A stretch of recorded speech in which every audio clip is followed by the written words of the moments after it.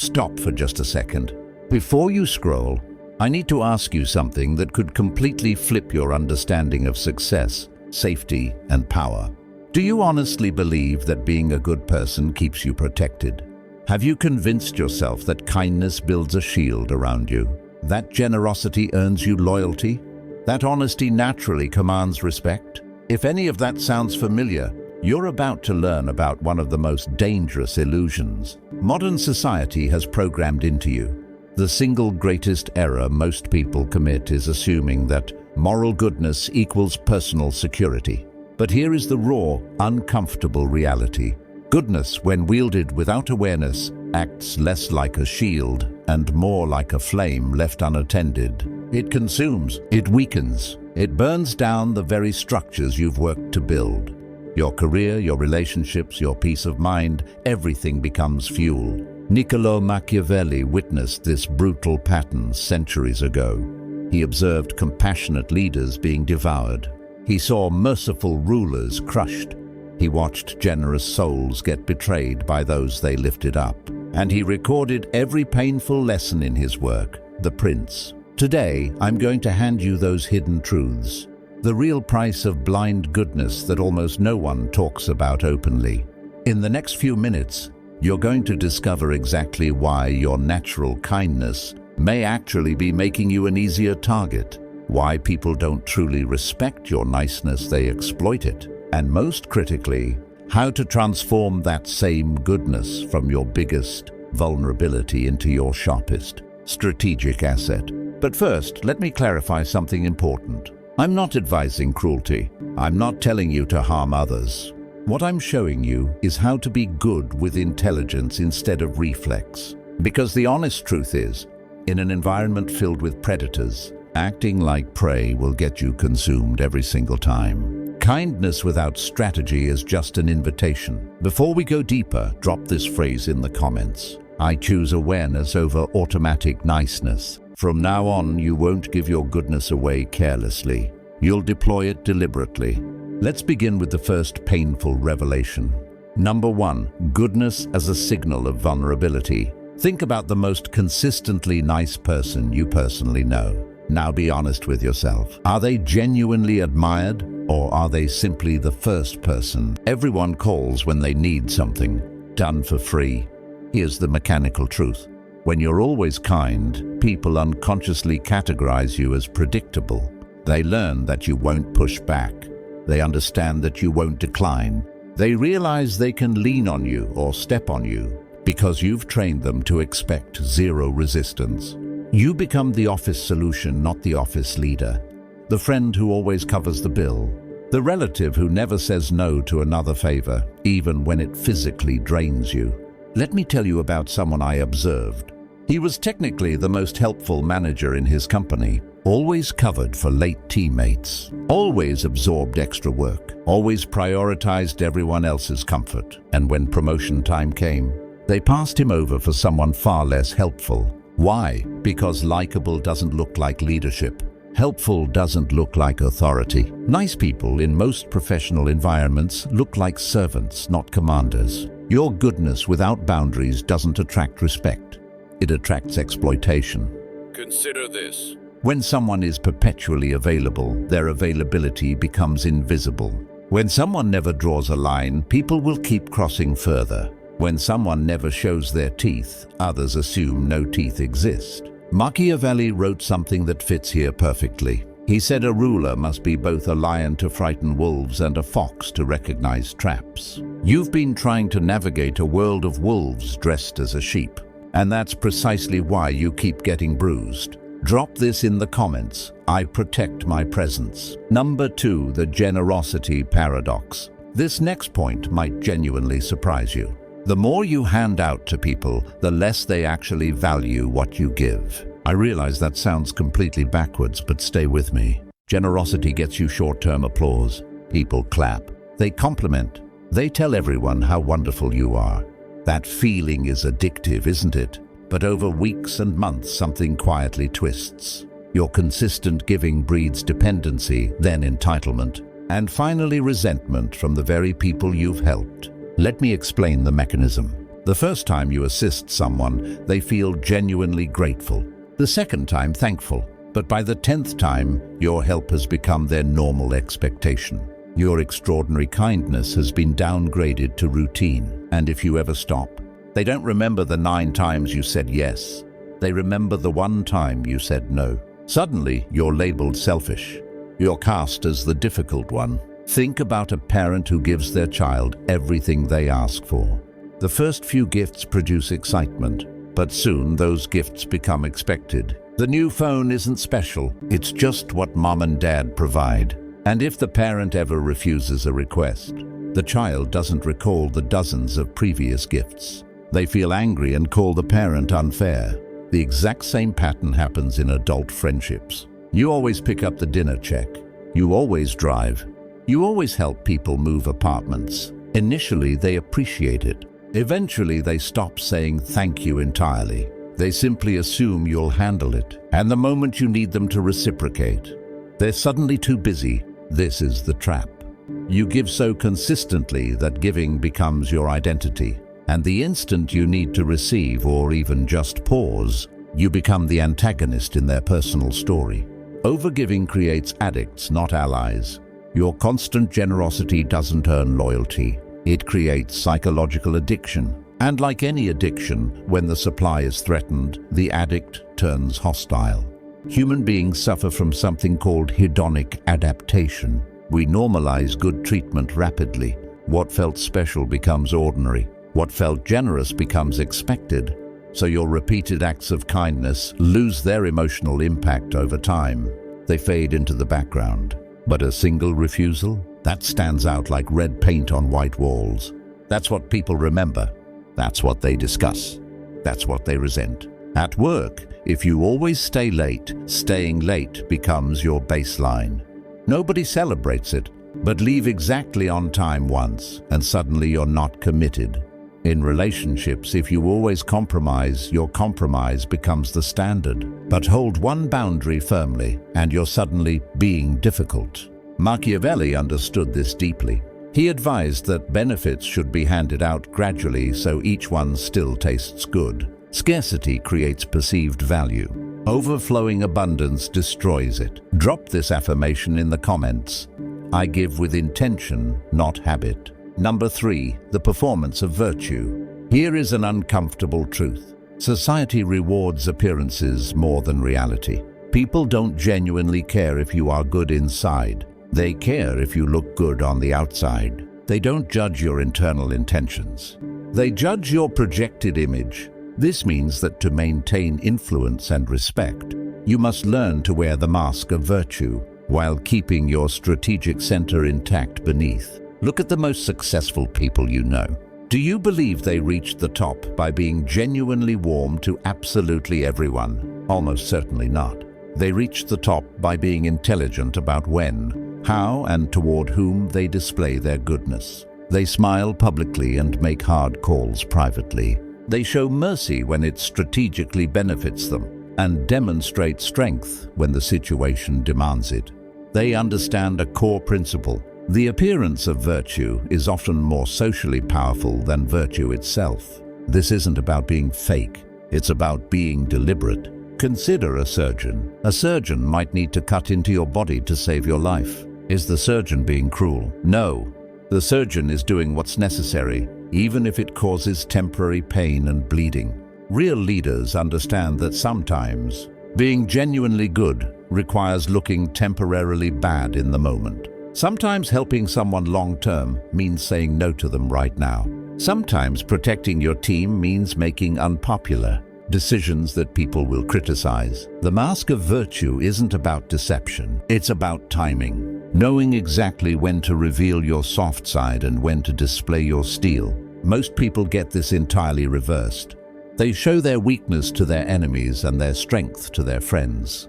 Wise individuals do the opposite. Machiavelli said that everyone sees what you appear to be, but almost no one experiences what you really are. He understood that perception shapes social reality. If people perceive you as weak, you become functionally weak. If they perceive you as strong, you become functionally strong. Drop this in the comments. I manage my image with purpose. Number 4, the economy of personal power. Every action you take has a cost. Every favor you grant, every time you say yes when you internally want to say no, every minute you spend solving other people's problems instead of building your own foundation. Most well-intentioned people never calculate this cost. They give until they're empty. Then they wonder why they feel resentful, exhausted, and taken advantage of. Here is what you must internalize. Your time, focus, and energy are finite resources. When you spend them on others, you have less remaining for yourself. Acknowledging this isn't selfish. It's simple mathematics. Unlimited kindness depletes your strength. And when you're depleted, you can't help anyone, including the people who truly need you. Think about airline safety instructions. They always tell you to put your oxygen mask on first, then assist others. Why? Because if you pass out trying to help someone else first, now 2 people need rescue instead of 1. Life follows the exact same logic. If you exhaust yourself serving others, you eventually become someone who needs service. Now you're a liability instead of an asset. Smart individuals understand that to survive and thrive, their resources must be guarded carefully. That doesn't make you cold. It makes you sustainable. I learned this through painful personal experience. For years, I said yes to nearly every request, every favor, every quick question that turned into hours of work. I believed I was being good. But here's what actually happened. I started silently resenting people. I felt bitter. My own project stalled. My own goals got delayed. And ironically, I became less capable of helping the people who genuinely mattered. That's when I understood a crucial truth. Saying yes to everyone is actually saying no to yourself. And when you abandon yourself, you eventually abandon everyone else too. The most generous people in history weren't the ones who said yes to everything. They were the ones who said no to most things, so they could say yes powerfully to the right things. Machiavelli noted that whoever wishes to be obeyed must first learn how to command. You cannot command others if you cannot command your own schedule, energy, and attention. Drop this in the comments. I guard my resources. Number 5, virtue is a precision tool.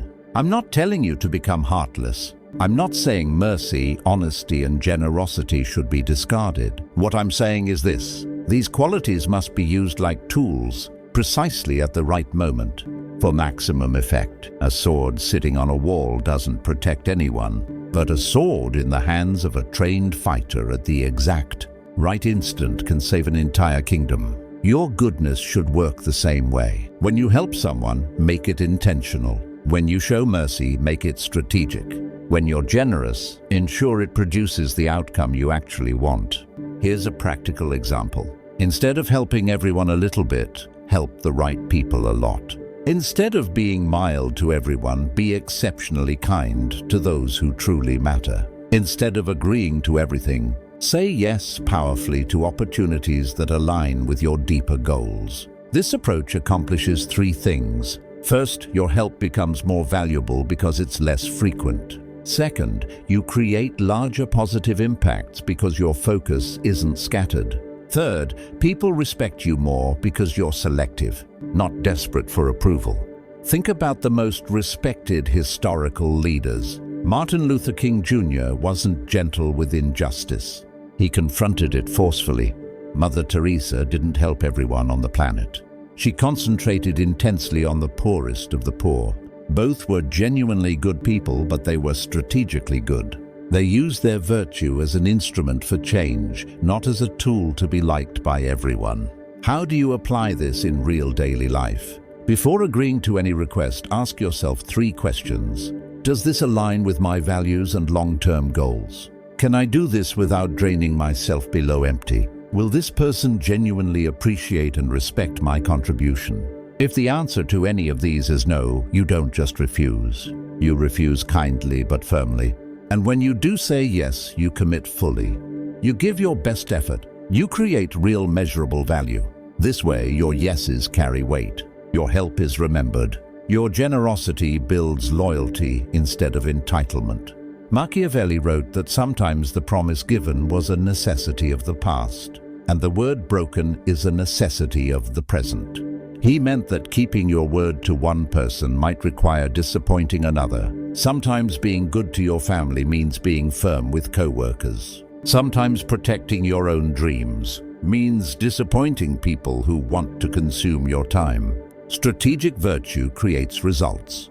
Blind virtue creates victims. Drop this in the comments. I choose effective kindness. Number 6, the fading nature of gratitude. This next insight might genuinely shift how you see human nature permanently. Gratitude has a shelf life. I know that's difficult to hear, but it's demonstrably true. The favors you perform, the help you provide, the sacrifices you make, they all have an expiration date in people's emotional memory. Repeated favors stop feeling like gifts and gradually transform into obligations. What begins as "thank you so much" becomes "you should do this," and eventually, "why didn't you do this?" You help your neighbor move apartments. They're deeply grateful. You help them move again 6 months later. Still thankful, but noticeably less excited. You help them a third time. Now they just expect your help. The fourth time they need to move, they don't even ask. They simply assume you'll appear. And if you're genuinely unable to help, suddenly you're the bad neighbor. This is standard human psychology. We adapt to good treatment. We take it for granted. We begin to see exceptional kindness as the baseline. In the end, people remember the advantage they received from you, not the kindness with which you gave it. This cycle repeats everywhere. In workplaces, friendships, families, romantic relationships. The person who always says yes becomes the person everyone expects to say yes. The reliable helper becomes the automatic solution for every problem. And when that person finally sets a boundary or says no, they're treated as if they've broken a sacred contract. The more consistently kind you are, the less your kindness is individually valued. The more available you make yourself, the less special your availability becomes. The more you give without asking anything in return, the more people assume your giving costs you nothing. This is the illusion. We believe that doing more good things will make people more grateful. But actually, it makes them less grateful because their expectations rise to meet your output. The people who appreciate you most are often those you help least frequently. The people who take you for granted are usually those you help most often. This doesn't mean people are evil. It means people are human. And humans naturally adjust their expectations based on their lived experience. Understanding this psychological reality doesn't mean you should stop being kind. It means you should be strategic. Set clear boundaries. Make your help conditional sometimes. Let people experience what life feels like when you're not there to solve every problem. Machiavelli observed that people generally judge more by what they see than by what they feel. Your past kindness becomes invisible. Your current actions are what they evaluate you by. Drop this in the comments. I create remembered impact, not faded favors. Number 7, outcomes override intentions. The world judges results, not your inner motives. You might have the purest heart in existence. Your intentions might be absolutely golden. But if your actions don't produce the results you wanted, none of your good intentions matter in practical terms. History doesn't memorialize people who meant well. History memorializes people who got meaningful things done. Let me ask you directly, would you rather be remembered as someone who was very nice but accomplished little, or someone who seemed tough at times but actually made the world better? Most people instinctively choose the first option because it feels safer. But here's what they fail to realize. Being remembered as just nice usually means being forgotten entirely. There is a brutal but undeniable truth here. Sometimes being genuinely good means doing things that don't look good in the immediate moment. Surface-level kindness often produces temporary comfort, while difficult decisions produce lasting positive change. A parent who disciplines a child isn't being mean. They're being good by teaching essential life lessons. A teacher who gives honest, tough grades isn't being cruel. They're preparing students for a world that won't coddle them. A manager who sets high standards isn't being unreasonable. They're helping their team grow stronger. Real goodness focuses on results, not just feelings. It's about creating positive outcomes, not just generating positive emotions. This is where most well-intentioned people go wrong. They prioritize being liked over being effective. They choose short-term comfort over long-term growth. They pick temporary peace over meaningful positive change. But here is the truth. If you're not getting the results you want from your goodness, you're not being good enough.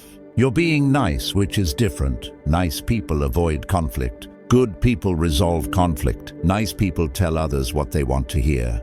Good people tell others what they need to hear. The world is full of nice people who accomplish nothing significant. What the world needs is more good people who produce actual results. Machiavelli's statement about ends and means is often misunderstood. He didn't mean you should do evil to achieve good. He meant that your beautiful intentions don't matter if they don't create beautiful outcomes. People don't live inside your heart. They live with the consequences of your actions. Real goodness requires courage. It demands that you prioritize outcomes over appearances. It requires you to stop asking, "Will they like me?" and start asking, "Will this actually make things better?" Drop this in the comments. I focus on real results, not appearances. Number 8. Legacy and strategic survival. Let's talk about what genuinely matters in the long run. How you'll be remembered and what you'll leave behind. History does not honor the merely gentle. It honors those who survived, endured, and transformed their survival into significance. Consider this for a moment. Can you name 5 famously nice people from history? Probably not, but you can likely name 5 people who created lasting change, even if they weren't always pleasant to deal with personally. Steve Jobs wasn't famous for being warm. He was demanding, perfectionistic, and often difficult. But he helped create products that changed how billions of people live. I'm not suggesting you be cruel to others. I'm suggesting that being remembered for making a difference is far better than being forgotten for being agreeable. Here's what most people misunderstand about legacy. You cannot leave a positive mark on the world if you don't survive long enough to make one. And survival in business, in relationships, in life requires more than just being good. It requires being smart, strategic, and sometimes tough. The kindest people in the world cannot help anyone if they get crushed by those who take advantage of them. The most generous people cannot give anything if they give everything away too early. The most honest people cannot speak truth if they get silenced by those who prefer comfortable lies. You must survive first. Then you can thrive. Then you can create the legacy you actually want. This means protecting yourself so you can protect others, building yourself so you can lift others, becoming strong so you can help the weak. That's not selfish. It's strategic. It's not cruel. It's careful. It's not about abandoning goodness. It's about preserving it so it can genuinely make a difference. Look at the people who create lasting positive change. They're not pushovers. They're not people pleasers. They're not afraid to say no, set boundaries, and make difficult decisions. They understand that being good isn't about being weak. It's about being powerful enough to choose goodness when it truly matters. Machiavelli wrote that it's better to be feared than loved if you cannot be both. What he really meant is this: respect matters more than affection. Impact matters more than popularity. Results matter more than temporary feelings. Strength preserves your ability to be good. You don't have to choose between being good and being strong. You can be both. You should be both. But if circumstances force a choice, choose strength first. Because strength gives you the power to be good when it counts. Weakness just makes you a victim, even with the most beautiful intentions. We've covered significant ground today, but let me leave you with the most essential lesson of all. Goodness without strategy is one of the most dangerous traps you can fall into. It makes you vulnerable to those who would exploit you. It drains your resources until you have nothing left to give. It creates expectations you cannot sustain. And ultimately, it prevents you from creating the positive impact you genuinely want to make. But goodness with strategy becomes a tool for survival and influence. It becomes an instrument for creating real change. It becomes the foundation for a life and legacy that actually matters. You now understand the hidden price of blind goodness. You see why generosity can become a trap, why gratitude fades over time, why good intentions without good results are functionally worthless. More importantly, you know how to transform your goodness from vulnerability into strength, how to be kind strategically, how to help effectively, how to create outcomes that truly matter. Before you leave this video, make a conscious decision. Are you going to continue being good in the old way, blindly without boundaries, until it drains you? Or are you going to start being good in the new way, strategically, effectively, powerfully? So here is the real question, and your answer will determine your future.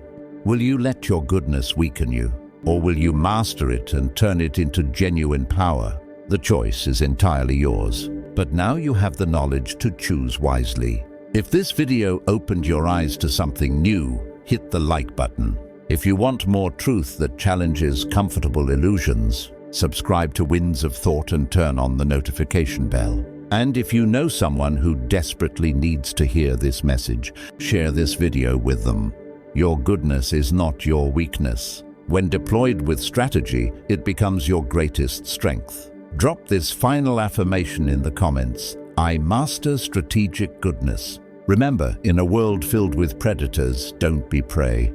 Be someone who protects the flock, not through softness, but through wisdom, strategy, and earned strength. Thank you for watching. I'll see you in the next video.